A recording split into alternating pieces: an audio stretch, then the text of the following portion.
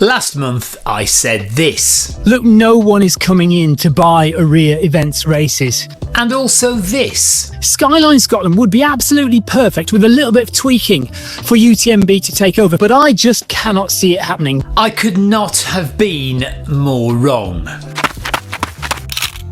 So what exactly has happened? Well, unless you've been living under a rock, you'll know that last month Ourea Events went into administration, leading to the potential loss of some of the most iconic races in the UK. Cape Wrath Ultra, the Northern Traverse, Skyline Scotland, and of course Dragon's Back. At the time, I couldn't see any way back for those races. Why would anyone want to risk buying races with huge logistics that had already been proven to be non-profitable? And I also truly believed, and I still think, that Shane Ollie would have preferred to keep those races in-house and somehow reinvent the company and bring them back that way. But ultimately, saving Ourea Events proved impossible, and Shane has been forced to let those races go.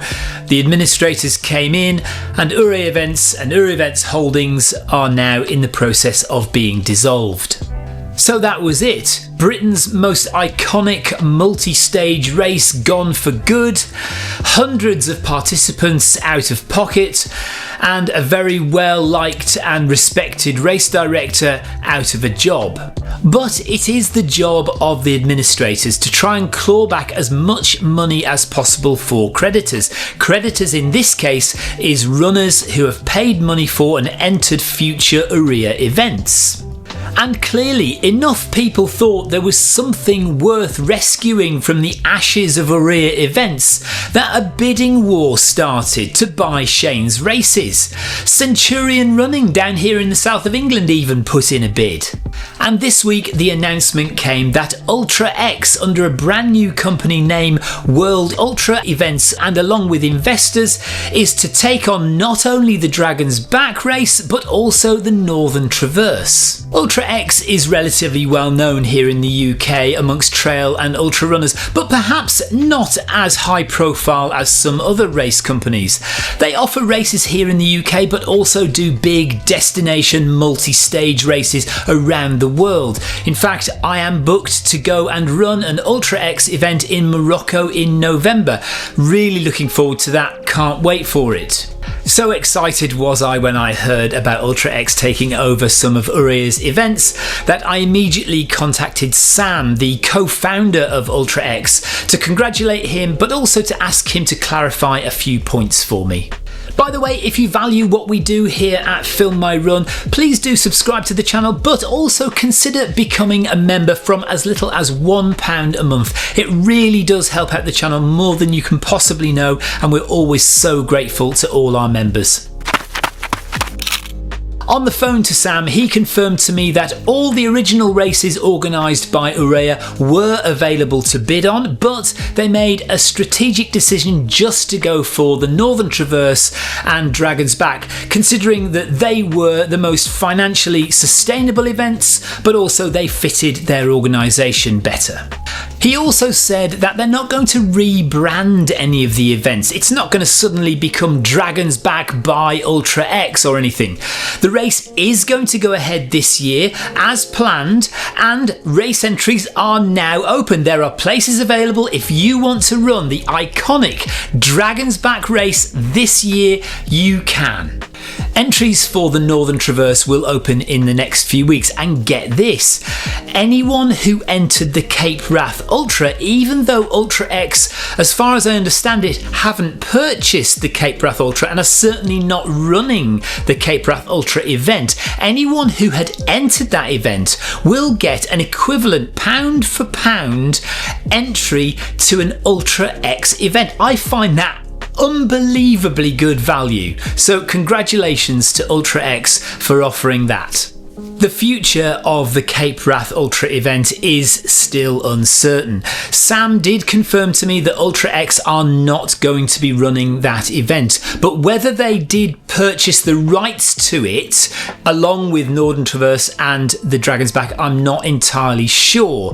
Whether it is still up for grabs by another company remains to be seen. Certainly Cape Wrath is most likely the one that Ourea was losing the most money on. It's probably the most unsustainable of all of Ourea's races. The other race that I haven't heard much about is the Lakes Traverse, so we'll have to see over the next few weeks whether there's any further news on Cape Wrath or the Lakes Traverse races. The other interesting and good news, I think, is that Shane will still be involved on an advisory level as a consultant. Ultra X have also taken on Greg, who was essentially Shane's right-hand man at Ourea. Neither has joined the board of directors at Ultra X, but their expertise and their experience is there for Sam and the team to use should they need it, which is fantastic news, I think. So there we are. The Dragon has been saved. But wait, what about Skyline Scotland, I hear you ask? Well, when the news broke about Ultra X, my mind, of course, went into overdrive.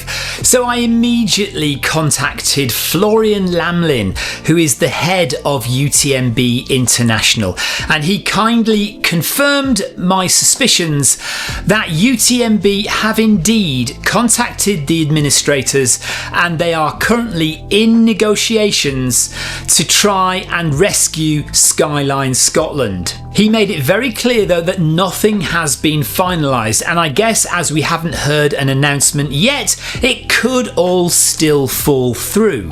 But I would be absolutely astonished if in the next few weeks UTMB doesn't announce that they have acquired Skyline Scotland. As I said in my previous video, it makes perfect sense. UTMB do need a third race in the UK. Scotland is absolutely perfect as they already have two races, one in England and one in Wales. You all know I'm pro UTMB. I think the positive impact they've had on the sport outweighs the negative. I'm not sponsored by UTMB, but some of the greatest memories and the hardest challenges I've had in ultra running have come at UTMB events. So I'm very excited and positive about the news that potentially Skyline Scotland will become a UTMB race. That said, I am obviously very keen to hear your thoughts on the matter. Let me know what you think of Ultra X. Have you ever done an Ultra X event? And what do you think about losing the Cape Wrath Ultra completely? And what are your thoughts on Skyline Scotland? Be polite, be respectful, and I'll see you down there in the comments. Now, seeing as you've got this far, you must be interested in ultra running. If you have not yet watched my documentary on Mark Derbyshire's epic, record-breaking South Downs Way 100 race, Making Marks, is here. Please click that link and go and watch it. I'll be eternally grateful and you won't regret it. It's a fabulous film, and I will see you guys on the start line next time. Take care, bye.